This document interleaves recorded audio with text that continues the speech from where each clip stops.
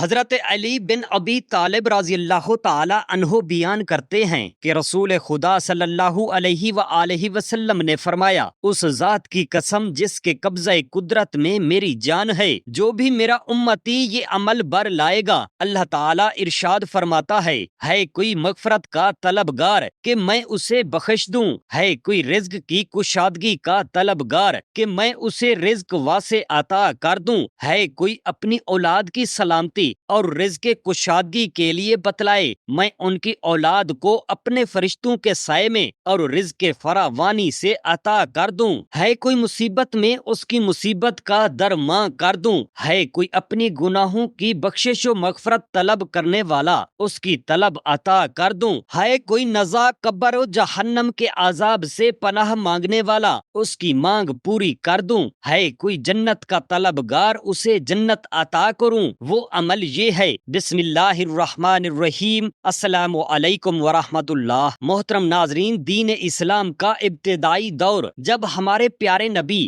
آخری نبی کریم صلی اللہ علیہ وآلہ وسلم نے اعلان نبوت فرمایا، یہ دور سخت آزمائش کا دور تھا، اہل ایمان پر ظلم و ستم کے پہاڑ توڑے جا رہے تھے، مسلمانوں کو ستایا جا رہا تھا، کفار مکہ اسلام کی مخالفت میں اکٹھے ہو کر کھڑے ہو گئے تھے۔ اس دور میں ایک وقت وہ بھی آیا کہ جب حضور اقدس صلی اللہ علیہ وآلہ وسلم نے اپنے یار غار حضرت ابو بکر صدیق رضی اللہ تعالی عنہ کو ساتھ لے کر ایک غار میں تشریف لے گئے۔ انہی دنوں کی بات ہے، اللہ پاک کے رسول خدا صلی اللہ علیہ وآلہ وسلم غار میں تشریف فرما تھے۔ ایک روز مکہ مکرمہ کے ایک بڑے کافر عبداللہ بن جدعان کا ایک غلام بکریاں چراتے چراتے اس غار کی طرف نکل آیا۔ محبوب خدا سردار انبیاء صلی اللہ علیہ وآلہ وسلم نے اسے دیکھا تو پکار کر فرمایا، اے بکریاں چرانے والے، تمہارے پاس کچھ دودھ ہے؟ غلام نے عرض کیا، جی ہاں، ایک بکری ہے، اس میں میرا کھانا ہے، یعنی میں غلام ہوں، ساری بکریاں میرے مالک کی ہیں، ان میں ایک بکری کا دودھ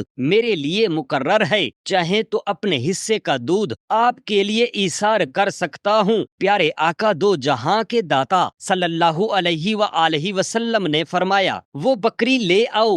غلام بکری لے کر حاضر ہوا۔ معجزات والے نبی رسول ہاشمی صلی اللہ علیہ وآلہ وسلم نے پیالہ لیا، اپنے قدرت والے بے مثال ہاتھوں سے بکری کا دودھ نکالا، پیالہ دودھ سے بھر گیا۔ آپ صلی اللہ علیہ وآلہ وسلم نے دودھ نوش فرمایا، پھر دودھ نکالا، پیالہ بھر کر حضرت ابو بکر صدیق رضی اللہ تعالی عنہ کو عطا فرمایا، انہوں نے بھی جی بھر کر دودھ پیا۔ آقا کریم رسول عظیم صلی اللہ علیہ وآلہ وسلم نے تیسری بار بکری کا دودھ نکالا، پیالہ بھرا اور اس غلام کو عطا فرما دیا، اس غلام نے بھی پیٹ بھر کر دودھ پیا۔ تین لوگوں نے اپنی حاجت کے مطابق دودھ پی لیا، اس کے باوجود بکری کے تھن دودھ سے بھرے ہوئے تھے، گویا ان میں سے دودھ نکالا ہی نہیں گیا تھا۔ یہ معجزہ دکھانے کے بعد غلام سے فرمایا، کیا اسلام قبول کرو گے؟ نور برساتا چہرہ، خوبصورت ادائیں، پھر یہ معجزہ، یہ سب دیکھ کر وہ غلام عاشق تو پہلے ہی ہو چکا تھا، اب اسلام کی دعوت سنی تو فوراً آگے بڑھا۔ چونکہ کفار مکہ اہل ایمان پر ظلم کے پہاڑ توڑتے تھے، لہذا حکمت کے پیکر سلطان بہروبر صلی اللہ علیہ وآلہ وسلم نے اس عظیم عاشق رسول کو فی الحال ایمان چھپائے رکھنے کا حکم دیا، چنانچہ وہ غلام محکم مصطفیٰ پر لبیک کہتے ہوئے واپس چلا گیا۔ خوش نصیب غلام جو غلامی مصطفیٰ میں آ کر ہم غلاموں کی سرداری کا تاج سر پر سجا چکے تھے۔ جب یہ اپنی دنیاوی مالک کے گھر پہنچے تو ایک عجیب بات دیکھنے کو ملی۔ بکریاں تو پہلے بھی چرایا کرتے تھے، مگر آج یہ بکریاں چہرہ مصطفیٰ کی زیارت کر کے آئی تھیں۔ آج ان بکریوں کی خدمت مصطفیٰ کا شرف نصیب ہوا تھا، اس لیے حیرت انگیز طور پر آج بکریوں کا دودھ پہلے سے کئی گنا زیادہ ہو گیا تھا۔ مالک گھر والوں نے جب دودھ کی زیادتی دیکھی تو غلام سے کہنے لگے، اے غلام، آج تو بہت اچھی چراہ گاہ میں گیا تھا، آئندہ سے وہیں جایا کرنا۔ عاشق کو اور کیا چاہیے تھا؟ محبوب کا دیدار۔ دل یہ کہتا ہے وہ غلام جو آج چہرہ مصطفیٰ کی زیارت کر کے آیا تھا ان کا دل تو پہلے ہی سے مچل رہا تھا، وہ تو پہلے ہی چاہتے ہوں گے کہ دیدار مصطفیٰ کا پھر کوئی بہانہ بن جائے۔ محبوب خدا سرداری انبیاء صلی اللہ علیہ وآلہ وسلم کے معجزات نے بہانہ بھی بنا دیا۔ یوں لگتا ہے کہ اپنے مالک کی یہ بات سن کر اس عظیم عاشق رسول کا دل مچل گیا۔ صبح ہونے کا انتظار شروع ہو گیا۔ وہ سوچتے رہے کب صبح ہوگی، کب میں دوبارہ چہرہ مصطفیٰ کی زیارت کا شرف حاصل کروں گا، انہوں نے یہ رات کیسے گزاری ہوگی۔ انتظار کی راتیں یوں بھی بہت لمبی ہوتی ہیں۔ شاید یہ عاشق رسول رات بھر یاد مصطفیٰ میں مچلتے رہے، شاید رات بھر نیند بھی نہ آئی ہوگی۔ کبھی چہرہ مصطفیٰ آنکھوں کے سامنے آتا ہوگا، کبھی حضور کی باتوں کی مہک محسوس کرتے ہوں گے، کبھی اپنا کلمہ پڑھنا یاد آتا ہوگا تو اپنے نصیب کی معراج پر جھوم جاتے ہوں گے۔ نہ جانے یہ رات کیسے کٹی ہوگی۔ شب ہجر یوں دل کو بہلا رہے ہیں کہ دن بھر کی بیتی کو دہرا رہے ہیں۔ رات جیسے گزر گئی سو گزر گئی، صبح ہوئی، نبی کریم صلی اللہ علیہ وآلہ وسلم کے سچے غلام نے بکریاں لیں، غار کے قریب پہنچ گئے، محبوب خدا صلی اللہ علیہ وآلہ وسلم کی خدمت میں دودھ پیش کیا، چہرہ مصطفیٰ کی زیارت کرتے رہے اور دین کی باتیں سیکھتے رہے۔ شام ہوئی، گھر واپس آ گئے، پھر اگلی صبح کا انتظار ہے۔ دوسری رات بھی جیسے کٹی سو کٹی، صبح کو پھر حاضر خدمت ہوئے۔ 3 دن تو یوں آرام سے گزر گئے۔ عشق امتحان لیتا ہے، عشق میں عاشق کی پرکھ کی جاتی ہے۔ اس عظیم عاشق رسول کا بھی امتحان ہونا تھا۔ 3 دن آرام سے گزرے، محبوب کی خدمت میں حاضری کا سلسلہ یہ رہا۔ چوتھے دن سے محبوب کا یہ وصل ہجر و فراق میں تبدیل ہو گیا۔ ایمان لانے کے چوتھے دن سے امتحان شروع ہوا۔ معاملہ یہ ہوا کہ مکہ کا کافر ابو جہل ایک روز عبداللہ بن جدعان یعنی عاشق رسول غلام کے دنیاوی مالک کی گلی سے گزرا۔ اس نے بکریوں کو دیکھا تو حیران ہو کر بولا، بڑی صحت مند بکریاں ہیں، دودھ بھی کافی اترا ہوا ہے۔ اسے بتایا گیا پہلے ایسا نہیں تھا۔ 3 دن ہوئے ہیں بلال حبشی رضی اللہ تعالی عنہ کی بکریوں کا دودھ حیرت انگیز طور پر بڑھ گیا ہے۔ ابو جہل نے یہ بات سنی تو فوراً بولا، میں قسم کھا کر کہتا ہوں تمہارا غلام جو بکریاں چراتا ہے اسے معلوم ہے کہ حضرت محمد صلی اللہ علیہ وآلہ وسلم کہاں ہیں۔ مطلب یہ تھا کہ یوں اچانک بکریوں کا دودھ بڑھ جانے کی ایک ہی صورت ہے، وہ یہ کہہ اٹھا یہ بکریاں محمد صلی اللہ علیہ وآلہ وسلم کی خدمت میں حاضر ہو چکی ہیں۔ اندازہ کیجئے ابو جہل بدبخت کو کیسا یقین تھا۔ ابو جہل جانتا تھا کہ یوں اچانک بکریوں کا دودھ بڑھ جانا ہو نہ ہو یہ کوئی معجزہ ہے، اور صرف ایک ہی ہیں جو یہ معجزہ دکھا سکتے ہیں، اور وہ ہے محمد بن عبداللہ۔ ابو جہل کی بدبختی، ضد اور ہٹ دھرمی دیکھیے۔ اتنا یقین ہونے کے باوجود بھی اس بد انجام نے کلمہ نہیں پڑھا۔ عبداللہ بن جدعان بھی کافر تھا۔ ابو جہل کی باتوں میں آ کر اس نے عاشق رسول غلام کو غار کے قریب بکریاں لے جانے سے منع کر دیا۔ غلام تھے، بات نہ مانتے تو کیا کرتے، نہ چاہتے ہوئے بھی بات ماننا ہی پڑی۔ اب نبی کریم صلی اللہ علیہ وآلہ وسلم سے جدائی شروع ہوئی۔ آہا، سچے عاشق رسول کے سامنے ہجر و فراق کی دیواریں کھڑی ہو گئیں۔ پہلے دن بھر دیدار کے جام پی کر آتے تھے، آس ہوتی تھی کہ صبح ہوگی، پھر حاضر ہو جاؤں گا، پھر شربت دیدار سے آنکھیں ٹھنڈی کر لوں گا، مگر آہا، اب تو فی الحال یہ آس بھی ختم ہو گئی۔ ایک دن یہ عاشق رسول حرم پاک میں گئے،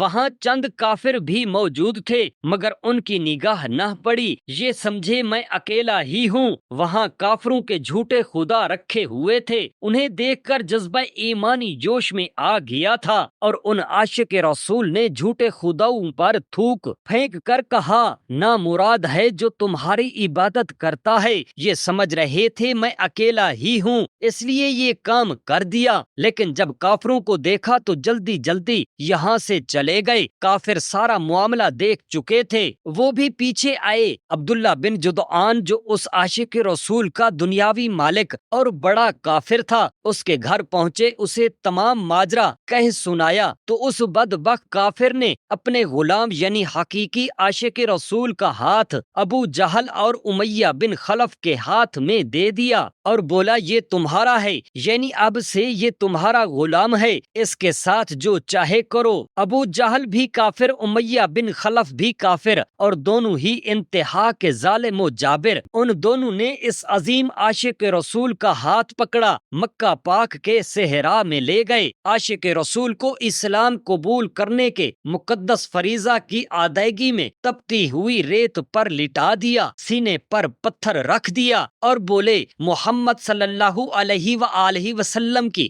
رسالت کا انکار کر دے۔ ایک طرف کفر ہے، ظلم ہے، ستم ہے، اور دوسری طرف عشق رسول ہے۔ ابو جہل اور خلف سمجھے تھے کہ امیہ بن خلف اگر کافر و ظالم تھے تو سامنے بھی استقامت کا پہاڑ تھا۔ ابو جہل اور امیہ ظلم و ستم برداشت نہ کر کے یہ عاشق رسول اپنے عشق سے پیچھے ہٹ جائیں گے، مگر انہیں معلوم نہیں تھا کہ وہ عظیم عاشق رسول ہے، ایک لمحے کے لیے بھی ایمان سے پیچھے نہ ہٹے گا۔ ان کی زبان پر ایک ہی کلمہ تھا، ربی اللہ احد احد، میرا رب اللہ ہے، اللہ ایک ہے، اللہ ایک ہے۔ ابو جہل اور امیہ بن خلف نے حربے آزمانا شروع کر دیے، انہیں تپتی ہوئی ریت پر لٹا کر اوپر ایک بڑا پتھر رکھ دیا۔ استقامت کے یہ پہاڑ، یہ عظیم عاشق رسول ٹس سے مس نہ ہوئے۔ ابو جہل اور امیہ بن خلف انہیں لوہے کا لباس پہنا کر چلچلاتی دھوپ میں ڈال دیتے، دھوپ کی گرمی سے لوہے کا لباس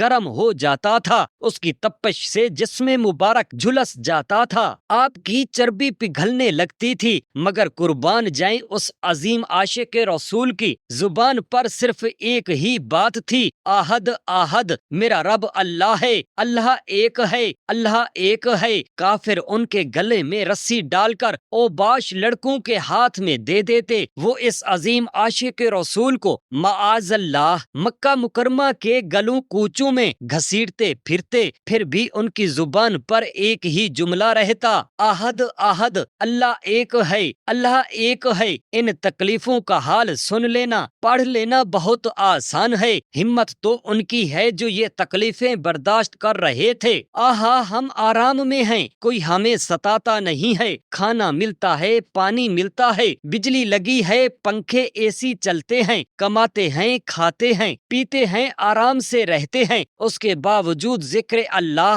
ہماری زبان پر نہیں آتا، اگر تسبیح ہاتھ میں پکڑ بھی لیتے ہیں تو تھوڑی دیر ذکر کر کے تھک جاتے ہیں، فرض نمازوں میں کوتاہیاں ہو جاتی ہیں۔ اللہ اللہ ذکر تو وہ تھا جو یہ عاشق عظیم عاشق رسول مکہ مکرمہ کی گلیوں میں کر رہے تھے۔ کئی دنوں تک معاملہ یوں ہی چلتا رہا، کافر ظلم پر ظلم آزماتے گئے اور یہ عظیم عاشق رسول استقامت کا پہاڑ کر ڈٹے رہے۔ نبی کریم صلی اللہ علیہ وآلہ وسلم غار سے واپس تشریف لا چکے تھے، آپ صلی اللہ علیہ وآلہ وسلم نے بھی اپنے عاشق کو ان تکالیف سے گزرتے ہوئے دیکھا۔ اپنی امت سے محبت فرمانے والے آقا دو جہاں کے داتا صلی اللہ علیہ وآلہ وسلم نے جب ان عاشق رسول کو دیکھا، دل مبارک پر کیسا غم طاری ہوا ہوگا۔ اللہ اللہ، یہ تو وہ آقا ہیں جو اپنے امتیوں کو معمولی تکلیف میں دیکھنا بھی پسند نہیں فرماتے۔ اللہ پاک نے قرآن کریم میں آپ صلی اللہ علیہ وآلہ وسلم کا یہ وصف بیان فرمایا ہے،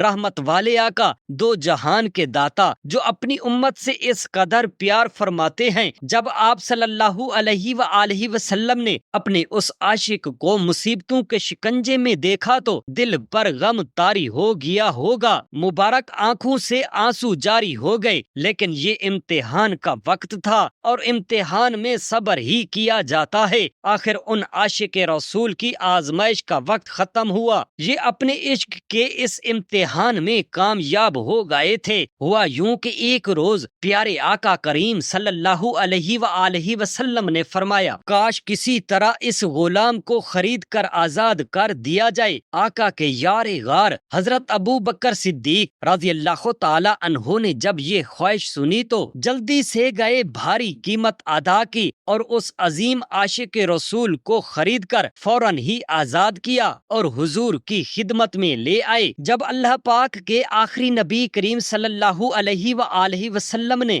دنیا سے ظاہری پردہ فرمایا، صحابہ کرام رضوان اللہ تعالی علیہم اجمعین پر گویا قیامت ٹوٹ گئی تھی، صحابہ کرام غم سے نڈھال ہو گئے تھے۔ حضرت بلال رضی اللہ تعالی عنہ کو بھی وصال مصطفیٰ کا بہت صدمہ ہوا تھا، اور اسی غم کی شدت کی وجہ سے آپ مدینہ سے ملک شام میں مقیم ہو گئے۔ ایک رات جب حضرت بلال رضی اللہ تعالی عنہ آرام فرما رہے تھے، اس رات بھی نیند نہ جانے کیسے آ گئی تھی، ورنہ محسوس یہی ہوتا ہے کہ حضرت بلال رضی اللہ تعالی عنہ یاد مصطفیٰ کے چراغ جلائے راتیں گزارتے ہوں گے۔ دل یہی کہتا ہے کہ شاید اس رات بھی حضرت بلال رضی اللہ تعالی عنہ اپنے بستر پر لیٹے یاد مصطفیٰ میں مصروف رہے ہوں گے۔ رحمت عالم صلی اللہ علیہ وآلہ وسلم کی پیاری پیاری مسکراہٹ کو یاد کر کے مسکرا پڑتے ہوں گے، کبھی ہجر و فراق کو دیکھ کر رو پڑتے ہوں گے، پھر نہ جانے کب آنکھ لگ گئی ہوگی، حضرت بلال رضی اللہ تعالی عنہ کی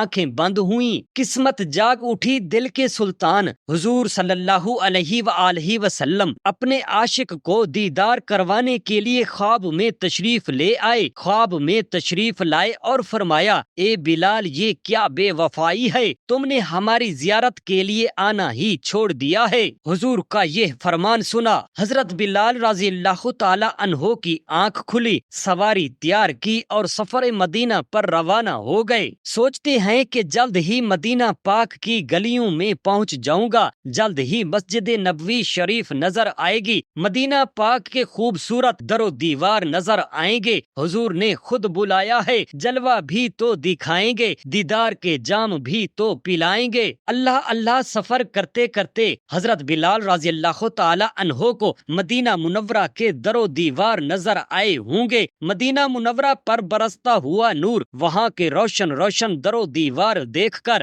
حضرت بلال رضی اللہ تعالی عنہ بے تاب ہو گئے ہوں گے، دل میں حضور اکرم صلی اللہ علیہ وآلہ وسلم کے دیدار کی تڑپ مزید بڑھ گئی ہے، دل مچل گیا، دھڑکن تیز ہو گئی ہے، اللہ اکبر۔ حضرت بلال رضی اللہ تعالی عنہ مدینہ پاک پہنچے، مگر آہا حضور مسجد میں نہیں ہیں، ازواج پاک کے حجروں میں بھی نہیں ہیں، آہا غلام کو ملک شام سے بلایا اور خود پردے میں تشریف فرما ہیں۔ حضرت بلال رضی اللہ تعالی عنہ حضور صلی اللہ علیہ وآلہ وسلم کے مزار انوار پر حاضر ہوئے، اپنا چہرہ مزار پاک کی مبارک خاک پر ملنے لگے، روتے جاتے تھے، گویا یہ عرض کر رہے تھے، اہل مدینہ کو حضرت بلال رضی اللہ تعالی عنہ کی آمد کی خبر ہو چکی تھی۔ کئی صحابہ کرام مؤذن رسول سے ملنے کے لیے حاضر ہو گئے، سلام دعا کے بعد سب نے کہا، بلال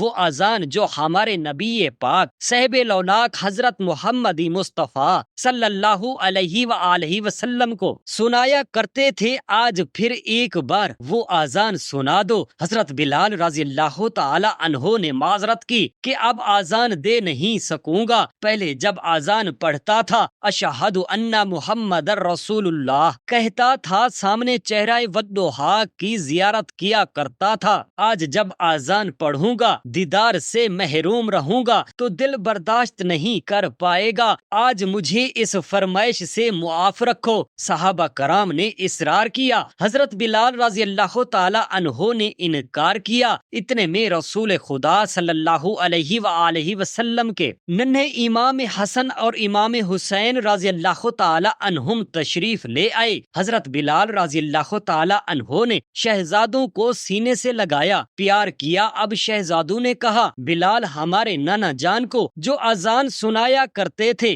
آج وہی اذان پھر سے سنا دو۔ بھلا ان شہزادوں کی بات کیسے ٹالی جا سکتی تھی؟ حضرت بلال رضی اللہ تعالی عنہ نے شہزادوں کے حکم پر سر جھکا دیا، اذان دینے کی جگہ تشریف لائے، کانوں پر ہاتھ رکھے اور پرسوز آواز میں پڑھا، اللہ اکبر اللہ اکبر۔ اذان کی یہ پرسوز آواز مدینہ پاک میں گونج گئی، سرزمین مدینہ پر ایک لرزہ طاری ہوا، کوہرام مچ گیا، لوگوں کی چیخیں بلند ہو گئیں، سرکار عالی وقار مکی مدنی تاجدار صلی اللہ علیہ وآلہ وسلم کی یاد سے دل بے تاب ہو گئے، ننھے بچے بچے اپنی ماؤں سے لپٹ کر پوچھتے تھے، امی جان حضرت بلال تو آ گئے ہیں، ہمارے آقا صلی اللہ علیہ وآلہ وسلم کب تشریف لائیں گے؟ حضرت بلال رضی اللہ تعالی عنہ اذان پڑھ رہے تھے۔ مدینہ پاک میں قیامت کا منظر تھا جب حضرت بلال رضی اللہ تعالی عنہ نے پڑھا اشہد ان محمد الرسول اللہ، نگاہ اٹھی ممبر پر پڑی، آہا ممبر خالی تھا۔ حضرت بلال رضی اللہ تعالی عنہ یاد مصطفیٰ سے تڑپ گئے، دل بے قابو ہو گیا اور شدت غم سے غش کھا کر زمین پر تشریف لے آئے۔ حضرت علی بن ابی طالب رضی اللہ تعالی عنہ بیان کرتے ہیں کہ رسول خدا صلی اللہ علیہ وآلہ وسلم نے فرمایا، اس ذات کی قسم جس کے قبضہ قدرت میں میری جان ہے، جب رات کی درمیانی شب آئے تو رات کو نوافل پڑھو، قرآن مجید کی تلاوت کرو اور گریہ زاری سے خوف خدا کی وجہ سے اپنی آنکھوں کو تر کرو۔ اللہ تعالیٰ ارشاد فرماتا ہے کوئی مغفرت کا طلبگار کہ میں اسے بخش دوں، ہے کوئی رزق کی کشادگی کا طلبگار کہ میں اسے رزق واسع عطا کروں، ہے کوئی اپنی اولاد کی سلامتی اور رزق کشادگی کے لیے بتلائے، میں ان کی اولاد کو اپنے فرشتوں کے سائے میں اور رزق فراوانی سے عطا کروں، ہے کوئی مصیبت میں اس کی مصیبت کا درماں کروں، ہے کوئی اپنی گناہوں کی بخشش و مغفرت طلب کرنے والا اس کی طلب عطا کروں، ہے کوئی نزا قبر و جہنم کے عذاب سے پناہ مانگنے والا اس کی مانگ پوری کروں، ہے کوئی جنت کا طلبگار اسے جنت عطا کروں۔ الغرض بندوں کی تمام حاجات کا اللہ تعالیٰ ذکر فرماتا ہے۔ اللہ تعالیٰ کی طرف سے یہ فیضان رحمت طلوع فجر تک جاری رہتا ہے۔ اللہ تعالیٰ ہم سب مسلمانوں کو قرآن پاک پڑھنے اور سمجھنے اور ان پر عمل کرنے کی توفیق عطا فرمائے، آمین یا رب العالمین۔ جزاک اللہ خیرا کثیرا۔